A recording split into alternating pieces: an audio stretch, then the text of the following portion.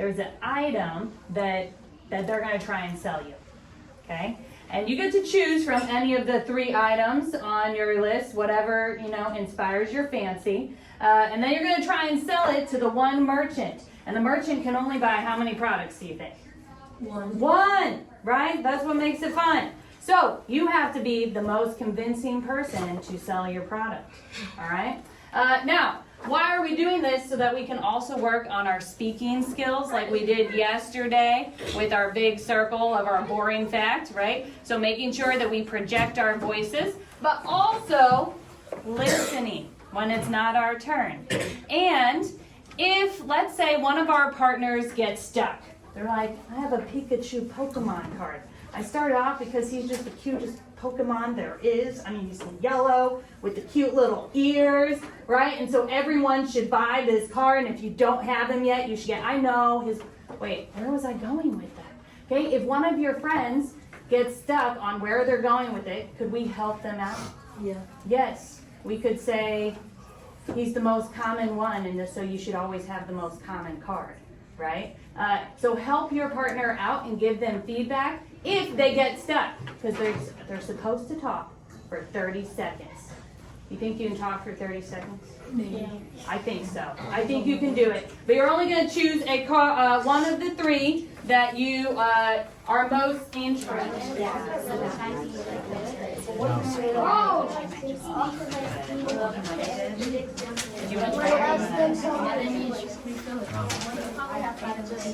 Oh, so this, okay, so you can, so it's like necklace that you're undoing.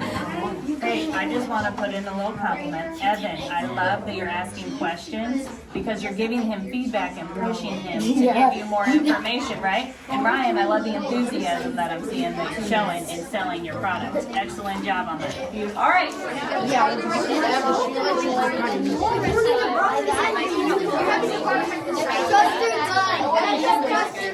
If you're showing that to me, I don't even need you. And like this group, I noticed that. So, real quick, did you notice how your buyer names and you said we're good about it rather than you trying to sell it? That's not the product sell itself, right? So he can write that.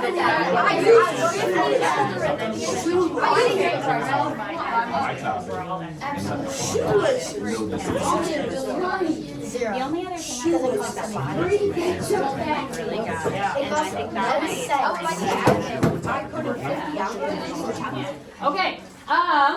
A few things that I noticed that we're already preparing for our speech on Friday.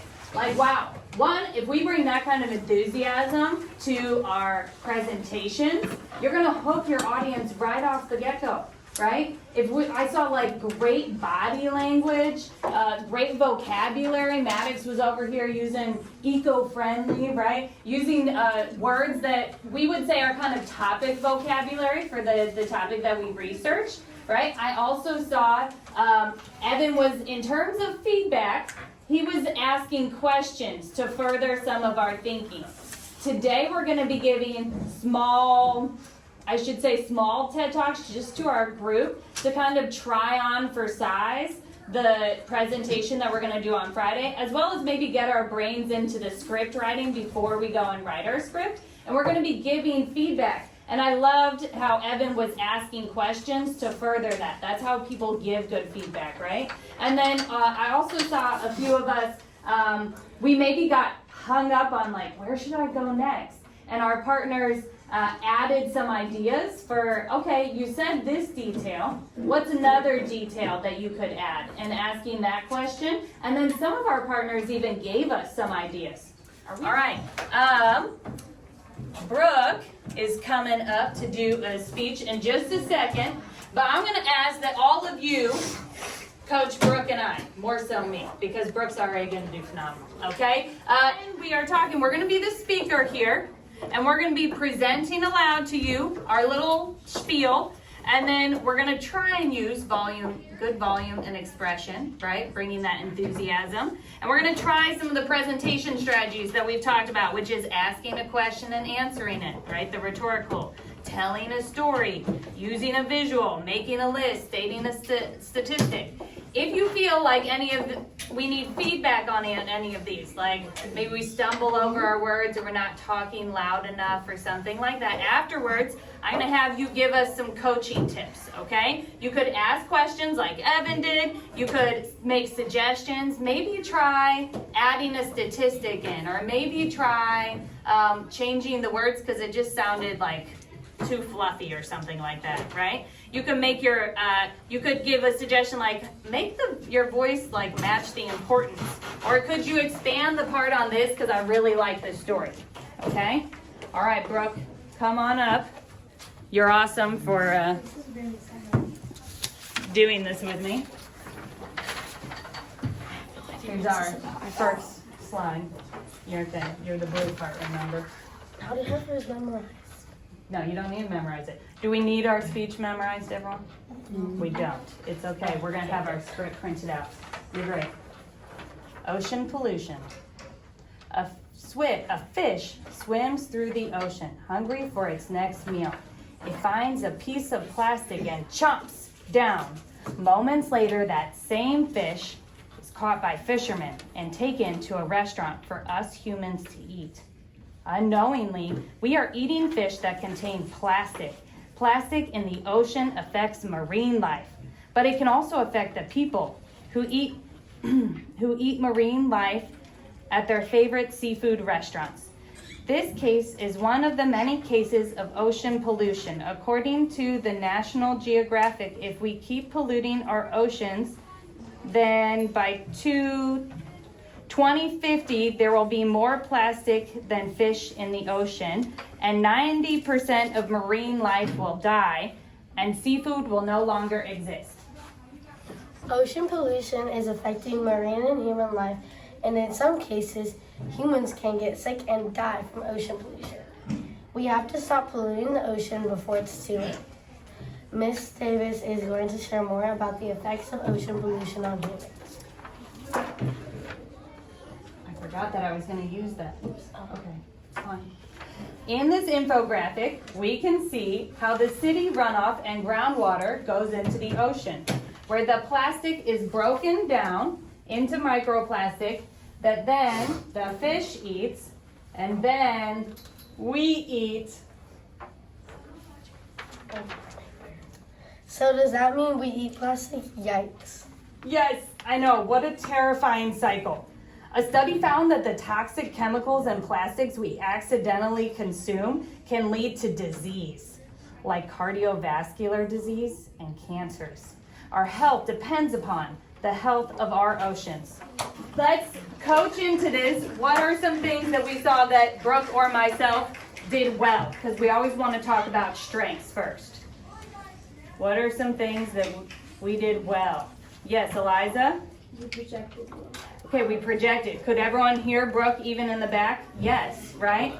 Ryan? You told a story at the beginning? Told a story at the beginning, right? We used one of these presentation strategies. Okay, what else did we do well? Yes? When you were like talking about humans consume plastic, you're like, oh. Put some expression into that, right? Okay, let's teach into what are some things that I could have done a little bit better, right? So Olivia, what's one thing I could have done better? Like looking up more than at your paper. Yes, right? I relied too much on my script, which hopefully you guys will have practiced enough that it's kind of part of who you are in terms of being able to present it. Okay, are these all things that then I would take from the great feedback that you gave me? Did I come up with 2 ways that I was going to change my script already? Yes, right? And then you guys came up with 2 ways that I could change the way that I presented or improve it. So that's what we're going to do. Actually, you might want to do it because she's so nervous.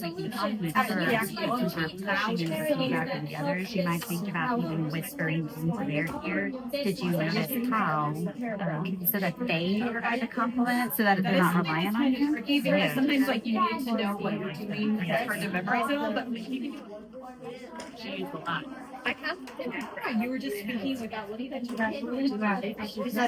Oh, so that's a good suggestion. Yes. I have some advice for the future, like some of as he's playing.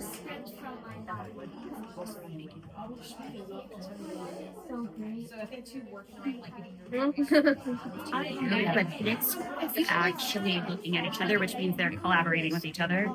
Like even as John's on it, I'm not really looking to them for advice. They're yeah, so it's a good sign. Yeah, so then what I would listen for, it's not like they're conversational moves with each other, but the type of feedback they're offering. So they said that that's more, I might listen for some of those other strategies that we're receiving. Like we didn't hear him, so I don't know what he did. But with the next one, we might listen for, are they doing some of those other things? Are they purposeful specific feedback? For a second, remember, we always want the good first. Yeah. Because there was a lot of good. So what's some good that we saw from this speech? Your providing a lot of information. One can be better is not fun, and we can and also So I was just kind of watching that. I talked to that one yeah, I time. feel like people would have a better gas station. Okay, good feedback that I like that you two were giving suggestions for what he could do with his stories. Because sometimes we only have what we have, right? But you guys were adding to it. So keep that up. And I want you to flash draft as fast as you can what you just said aloud to your group. If